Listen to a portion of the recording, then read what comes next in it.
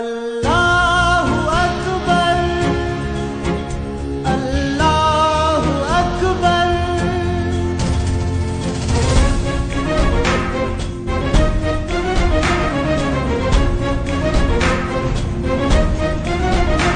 पाकिस्तान। अस्सलाम वालेकुम। पाकिस्तान, बाक, daahir, istaan, waddan. Baakistaan, waddankii dahaarada. Muuqaalkeena maanta waxa uu ku saabsan yahay warbixin kooban oo aan ka soo diyaariyey dalka Baakistaan. Ku soo dhawaada muuqaalkeena maanta. Pakistani का है नारा ला इलाहा इल्लल्लाह, ला इलाहा इल्लल्लाह। परचम में जिसके चांद सितारा ला इलाहा इल्लल्लाह, ला इलाहा इल्लल्लाह। हर पाकिस्तानी का है नारा ला इलाहा इल्लल्लाह। हर पाकिस्तानी का है नारा ला। Magaca Baakistaan waxaa laga keenay laba kelmadood oo Faaris ah. Kelmadda Baak ayaa la micno ah daahir. Kelmadda istaanna waxa ay la micno tahay waddan.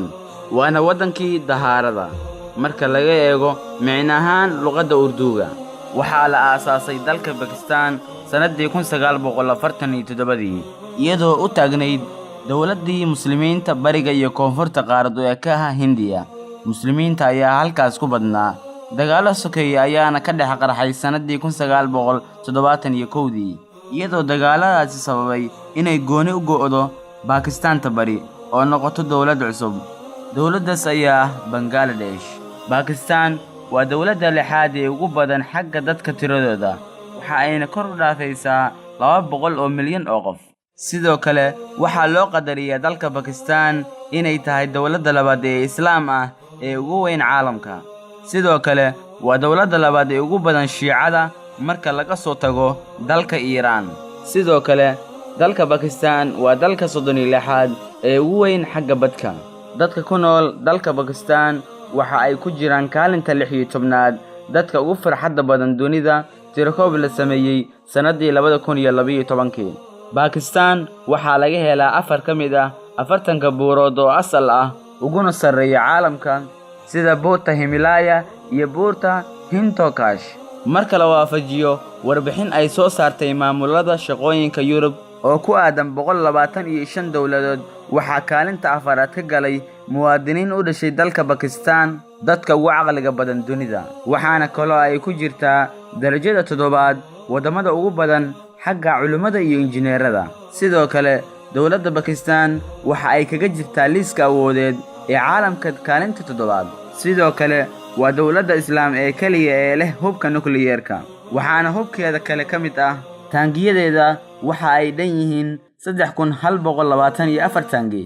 sidoo kale gawaarida ciidamada ee gaashaamaan waxa ay dhan yihiin qiyaas ahaan 3187 gaari.